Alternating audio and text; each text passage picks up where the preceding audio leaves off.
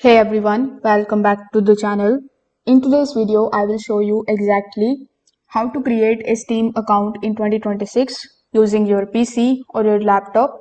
So first of all, you need to open your web browser. Over here in the search bar, you need to simply search for the official website of Steam, which is steampowered.com. So when you are here on the Steam website, click on the option of sign in on the top right hand corner of the screen. Now, as soon as you do this, you will be landed here on this sign in page.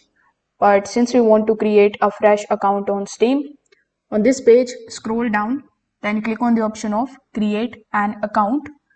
So when you do this, you will be landed here on this page where you need to start filling out this form.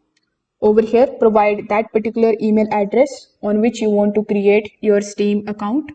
After that, confirm your email address. Then, among the given countries, simply select your country of residence.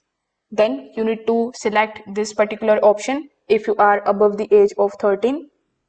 Afterwards, click on the option of continue in the bottom. Now, as soon as you provide your email address over here on this page, you will get an email from them in your email address. So you just have to open it and click on that particular link which you get. So what this is going to do is it is going to redirect you on the password creation page where you just have to do nothing but to just create a strong password for your account. When you do this, you just have to come here on this sign in page again. Over here, whichever username you have selected, you just have to provide over here. After that, whichever password you have selected, simply enter over here.